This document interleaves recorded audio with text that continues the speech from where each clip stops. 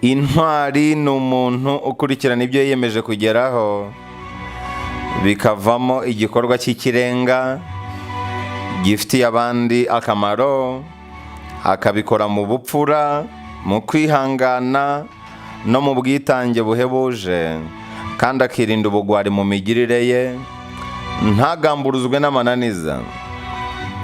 Intwari z'u Rwanda rero ziri mu byiciro bitatu: imanzi, imena n'ingenzi.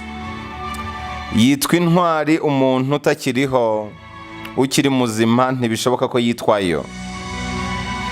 Ibi biterwa nuko haba hatinywa ko ashobora yenda kuzahemuka, kumwambura iryo zina bikazagorana.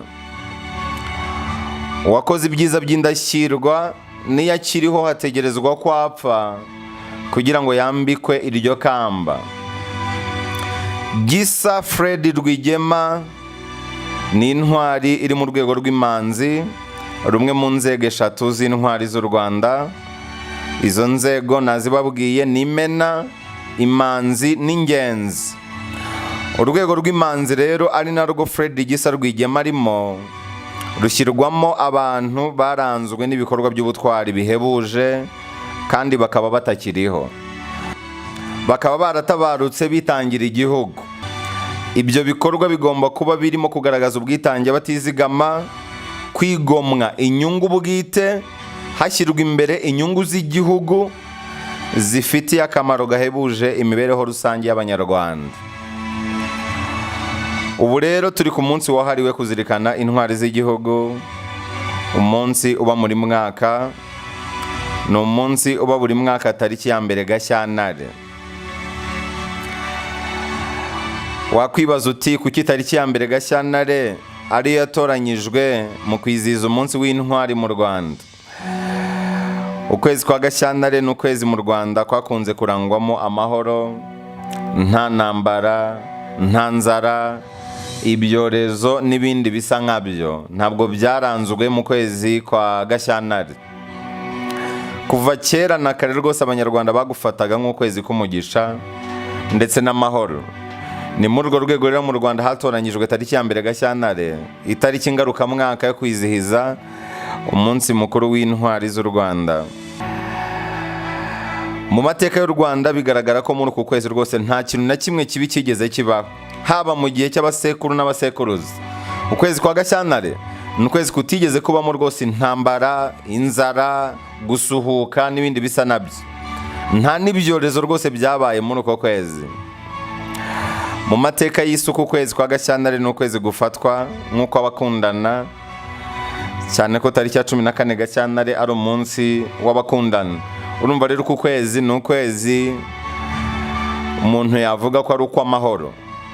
Reka uyu munsi rero tugaruke kuri Gisa Fred Rwigema, intwari iri mu rwego rw'imanzi, rumwe mu nzego eshatu z'intwari z'u Rwanda. Kubera ubutwari no kwitanga, Fred Gisa Rwigema yaguye ku rugamba yari ayoboye rwo kubohora u Rwanda ku itariki ya 2 Ukwakira mu mwaka w'1990. Icyo gihe yari umugaba w'ingabo za RPF Inkotanyi, Rwanda Patriotic Army Inkotanyi. Yaguye ku rugamba rwo kubohora u Rwanda rero. Ni urugamba yatangije ariko ntarusoze, nubwo abamusimbuye batigeze bamutenguha. Tariki ya 1 Ukwakira mu mwaka w'1990 ni umunsi utazibagirana w'itangizwa ry'uru rugamba rwo kwibohora. Naho tariki ya 2 Ukwakira mu mwaka w'1990 ni umunsi Fred Gisa Rwigema yatabarutseho. Yaguye i Kagitumba, ubu ni mu karere ka Nyagatare, mu ntara y'Iburasirazuba. Gisa Fred Rwigema yavukiye i Ruyumba tariki ya 10 Mata mwaka w'1957. Ubaho yavukiye ni mu murenge wa Nyamiyaga ho mu karere ka Kamonyi mu ntara y'Amajyepfo. Yabyawe na Anastase Kimonyo na Gatarina Mukandirima, ahabwa amazina ya Emmanuel Gisa. Yashakanye rero na Jeannette Urujeni, bakora ubukwe tariki ya 20 Kamena mu mwaka w'1987. nyuma babyarana abana babiri, umuhungu n'umukobwa. Abo bana ni Gisa Junior na Gisa Teta. Intambara y'imyivumbagatanyo yabaye mu Rwanda mu mwaka w'1959 no mu mwaka w'1960 yaranzwe no gutoteza no kwica abatutsi, ndetse na Anastase Kimonyo, se wa Gisa Fred Rwigema, aratotezwa aranafungwa, amara umwaka wose muri gereza. Nyuma y'uko uyu mubyeyi we afunguwe, umuryango we wabanje guhungira muri paruwasi gatolika ya Kamonyi. Nyuma bikomeje kuba bibi, bahungira mu gihugu cya Uganda, ari naho yakuriye. Bakigera muri Uganda babanje kuba mu nkambi y'impunzi yo muri Ankole. Nyuma mu mwaka w'1966 bimurirwa mu nkambi ya Kankuge mu gace kitwa Toro, aho bari kumwe n'izindi mpunzi z'Abanyarwanda bari barahunze intambara no gutotezwa kwarangwaga mu Rwanda muri icyo gihe. Akigera muri iyo nkambi, Fred Gisa Rwigema yahise atangira amashuri y'abanza, ayarangiza mu mwaka w'1972. Kuva mu bwana bwe, Fred ntiyumvaga neza impamvu ituma ababyeyi be n'umuryango muri rusange barahunze, ndetse yahoraga anababaza impamvu badataha ngo bajye kuba iwabo mu Rwanda, bave mu buhunzi. Ariko bakamubwira ko mu Rwanda bitoroshye, kuko n'abashatse gutahuka bagiye bahura n'akaga gakomeye, harimo no gutakaza ubuzima bwabo. Fred yakundaga akarasisi ka gisirikari cyane, bigatera umuryango we impungenge, cyane cyane nyina Gatarina Mukandirima, kubera ko gukunda ibijyanye n'abasirikari cyane byatumaga bakeka ko bishobora kuzamuviramo kureka amashuri akigira mu gisirikari. Arangije amashuri abanza mu mwaka w'1972, yahise akomereza mu mashuri yisumbuye. Yatangiye mu mwaka w'1973 mu kigo cyitwa Mbarara High School muri Ankole. Nubwo yari akiri umwana, yahoranaga inyota yo kumenya amateka y'u Rwanda, kandi yakundaga kuganiriza abantu bakuru nabo bari barahunze bava mu Rwanda, bari batuye hafi y'ishuri yigagamo, akababaza amateka y'u Rwanda. Mu bantu bakomeye Gisa Fred Rwigema yahuriye nabo mu mashuri, ndetse bakaba inshuti zikomeye, bagatandukanywa n'urupfu, harimo Paul Kagame, ubu wabaye perezida w'u Rwanda kugeza n'ubu. Amateka y'u Rwanda n'ay'ibijyanye no kubohora u Rwanda ntiwayavuga utibanze cyane kuri izi nshuti zo mu buto zaje kuba icyomoro cyomoye imitima y'Abanyarwanda benshi, dore ko imitekerereze, gukunda igisirikari, kwitanga no kwanga akarengane ari ibintu bari bahuje cyane ubwo biganaga. Bombi baragendanaga kenshi, bagasura abakuru bazi amateka y'u Rwanda bari kumwe, bagahora bafite inyota yo kurushaho kumenya igihugu cyabo cy'amavuko, kandi bagahora batekereza icyo bazakora kugira ngo akarengane n'itotezwa bakorewe bihagarare burundu, no ku bandi banyagihugu bumvaga ko bakibikorerwa. Fred rero yakundaga gusoma ibitabo by'abaharaniye kubohora ibihugu byabo, nka Kwame Nkrumah, Fidel Castro n'abandi bagiye baba abantu b'indashyirwa ku isi. Aho yigaga yahoranaga ishema ryo kwerekana ko ari umunyarwanda, kandi agakunda kuvugisha abo biganaga ikinyarwanda, nubwo bavugaga izindi ndimi z'amahanga. Ibi rero bigaragaza ko urukundo yari afitiye u Rwanda rwahereye mu buto bwe.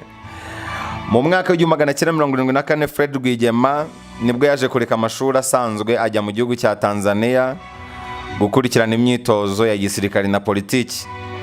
Aha we na bagenzi be bari bahamagajwe na Yoweri Kaguta Museveni, ubu ngubu uyobora Uganda, washaka kuzarwanya ubutegetsi bw'igitugu bwa Idi Amin Dada wategekaga Uganda muri icyo gihe. Muri Nyakanga rero mu mwaka w'1976 nibwo Fred Gisa Rwigema nabo bari kumwe, harimo n'inshuti ye Salim Saleh, bakomereje imyitozo mu gihugu cya Mozambique, aho bahuriye n'abandi basirikari barimo Colonel Musitu, waje kuba umwe mu basirikari bakuru b'ingabo zari za FPR Inkotanyi, zatangije kandi zikanatsinda urugamba rwo kubohora u Rwanda. Fred Gisa Rwigema yatangiye kumenyekana cyane mu mwaka w'1979 nyuma y'intambara yakuye ku butegetsi umunyagitugu Idi Amin. Hanyuma mu mwaka w'1980 igihe cy'amatora y'umukuru w'igihugu, Fred Gisa Rwigema yari mu basirikare bakuru bacungaga umutekano wa Kaguta Museveni wayoboraga umutwe wa UPM, Uganda Patriotic Movement. Umutwe wari ufite umwihariko mu gihugu kuko utarushingiye ku idini cyangwa ku bwoko nk'uko byari bimenyerewe.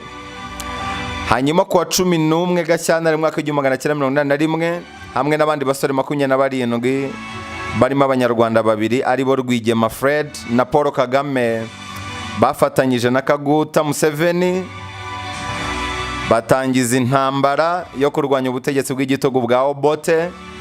Kuva rero mu mwaka w'1985 Fred Rwigema yakomeje kuba umwe mu bayobozi bakuru ba NRA. Fred Rwigema yagiye agira imyanya ikomeye muri NRA ndetse aba n'uwungirije umugaba mukuru w'ingabo. Icyo gihe Rwigema yasabwe n'ubuyobozi bwa NRA kwinjiza abasore barangije amashuri makuru mu gisirikare, maze abanyarwanda binjiramo ari benshi babona uko banatangira imyitozo y'igisirikare yo kuzabohora u Rwanda. Muri aba basore rero harimo na Kagame Paul waje kuba umugaba mukuru w'inkotanyi nyuma y'urupfu rwa Fred Gisa Rwigema rwo kuwa 2 Ukwakira mu mwaka w'1990, aza no kuzigeza ku nsinzi rero kuwa 4 Nyakanga mu mwaka w'1994. Intego yo kubohora u Rwanda ibigezweho. Abanyarwanda benshi bubaha cyane izina Fred Gisa Rwigema kuko yabuze ubuzima mu gihe yashakaga kurokora ubwa benshi. Niyo mpamvu rero hari abifuje ko nagaruka kuri amwe mu magambo yahindura ubuzima yavuzwe na Fred Gisa Rwigema. Biragoye kubona amagambo menshi yavuzwe na Major General Fred Gisa Rwigema, cyane ko wenda ibyinshi mu bitekerezo bye twari kubibona mu gitabo yapfuye atanditse ku byamuranze. Reka mbagezeho amwe mu magambo yavuzwe n'intwari Fred Gisa Rwigema. Hari nkaho yavuze ngo twararwanye kandi tubohoza abaturage ba Uganda, nakoze ibyo nari nshoboye byose, igihe kirageze cyo kujya kubohora abiwacu i Rwanda. Iyi ni intambara itoroshye kandi ibabaza itandukanye n'izindi zose twarwanye, ariko tuzi neza ko tuzabigeraho. Fred yaravuze ngo 3 bakomeze, 2 bapfe, umwe azagerayo yubaka igihugu. Muri make nubwo 3 bakomeza 2 bagapfa, bizarangira umwe agezeyo kandi yubaka igihugu.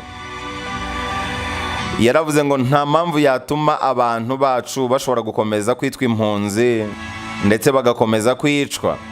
Igihe kirageze cyo guharanira uburenganzira bw'abaturage bacu. Nubwo dushobora kuhasiga imibiri yacu, ariko roho yacu, umwuka wacu uzaguma mu Rwanda. Yaranavuze ngo abanyarwanda twese dukeneye impinduka. Ndabivugira kugira ngo mbagaragarize ko ntari umugambanyi. Sinshobora kugambanira igihugu cyanjye kuko kindimo. Aranavuga ngo kuzabohora u Rwanda ni ngombwa. U Rwanda rugomba kuva mu karengane byanze bikunze, nubwo byageza ryari ndetse naho bamwe muri twe twaba twarapfuye. Fred yari ari kuri rwa rwego rw'abantu batera igiti bazi neza ko umusaruro w'icyo giti ushobora kuzagerwaho batanakiriho. Nicyo kizakubwira sosiyete yateye imbere. Ni igihe umuntu, urugero wenda nk'umusaza, ashobora gutera igiti azi neza ko atazacyugamamo izuba. Amagambo ya Fred Gisa Rwigema n'ibitekerezo bye twari kubona ibihagije iyo ashyira mu bikorwa umugambi yapfanye wo kwandika igitabo ku byamuranze. Nyuma yo kugaruka mu rugo mu Rwanda, Rwigema yari afite umugambi wo kuzandika igitabo autobiography kivuga ku byo yari kuba yaraciyemo. Ibi Rwigema yabibwiye Kevin Alilo, ni umunyamakuru w'ikinyamakuru Weekly Topic. Yabimubwiye mu mwaka w'1989. Mu nkuru yasohotse ku ya 4 Ukwakira mu mwaka w'1991, Alilo yanditse avuga ko ubwa nyuma yavuganye na Rwigema hari mu mwaka w'igihumbi magana cyenda mirongo cyenda nyuma y'umukino wahuje Villa na KCC kuri stade ya Nakivubo, amasaha make mbere y'uko Rwigema atangira urugendo rwari kumugeza mu Rwanda. Ku bijyanye n'igitabo Rwigema yapfuye atabashije kwandika, ari rero yanditse muri icyo kinyamakuru ko rimwe igisirikare kigeze gutwara mu ndege abanyamakuru ibakuye i Kampala ibajyanye i Gulu, nyuma inyeshyamba zigometse zo mu mutwe wa Holy Spirit Movement zari zagabye igitero ku birindiro by'ingabo za Uganda aho ngaho i Gulu. Aho ngaho NRA yahisha abagera mu magana muri abo barwanyi. Uwayoboraga divize ya kane rero ya NRA, Lieutenant Colonel Sande Mukuru, ngo bishimiye cyane akazi kari kakozwe n'ingabo zabo uretse Rwigema wenyine. Nyuma y'ikiganiro rero n'abanyamakuru, ariro ngo yegerere Rwigema icyo gihe wari umugaba mukuru w'ingabo wungirije ngo agire icyo avuga, ariko Rwigema aramwihorera. Ariro yanditse ko Rwigema yamubwiye amushwishwiriza ati oya, igirayo unge kure, sinshaka kuvugisha itangazamakuru, genda ubaze mukuru niwe uyoboye hano. Aha ariko umunyamakuru Ariro yarakomeje aratsimbarara abwira Rwigema ko atifuza kumufata amajwi ndetse amusezeranya ko atari bubikore. Aho ngaho ngo Rwigema yaramwenyuye maze abaza Ariro ati harya witwa nde? Nawe aramubwira. Rwigema arongera aramubaza ati ukomoka ino aha hafi se? Ariro arasubiza ati oya, ariko igice kinini cy'ababyeyi banjye bakomokaga Irira. Aho ngo Rwigema yaramwitegereje igihe cy'umunota wose maze aravuga ati urabona Kevin rero nta mpamvu nzima yatuma abagande bakomeza gupfa nubwo baba barigometse, yaba nashoboraga guhagarika ibi byose. Arira akomeza agira ati Rwigema yambwiye ko yari gusezera vuba muri NRA. Asubiramo amagambo ya Rwigema agira ati ndashaka gushyira iherezo kuri ubu busazi bwo mu majyaruguru, nzabone nsubira i Kampala ubundi nsabe kurekurwa kugira ngo ntahe iwacu. Nuko Ariro abaza Rwigema ati ubwo hazakurikiraho iki? Rwigema ati ndashaka gusa kuba njyenyine hamwe n'umugore n'umwana wanjye. Ikintu cyonyine nshaka gukora ni ukwandika igitabo, mwandika ibyo nibuka byose byambayeho. Rwigema yabajije Ariro niba yarashoboraga kumufasha kunononsora icyo gitabo. Ariro yaremeye, ariko abwira Rwigema ko nta bunararibonye yari afite bwo kunononsora ibitabo. Ariro akomeza agira ati narahagurutse ngira ngo ngende, maze ngeze hagati y'aho nari kumwe na Rwigema naho bagenzi banjye bari arampamagara ngo ngaruka, arambwira ati Kevin, urabona nakoreye Uganda ibyo nari nshoboye byose, ubu ndashaka gutaha iwacu mu Rwanda. Ariro arongera aramubaza ati iby'igitabo se bizagenda bite? Maze Rwigema arasubiza ati sinifuza kujya mu butegetsi, nzahita nsezera igisirikari nitugera i Kigali, ariko nyine nandika igitabo. Rwigema yahise asaba Ariro kugenda. Nk'uko bigaragara Rwigema yapfuye atabashije kwandika igitabo ku byamuranze.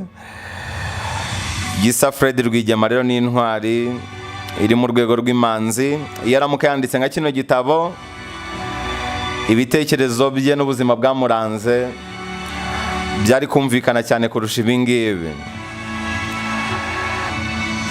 Uyu munsi rero abifuje yuko nagaruka kuri amwe mu magambo yavuzwe na Fred, nizere ko byibuze ayabashije kuboneka mwabashije kuyumva.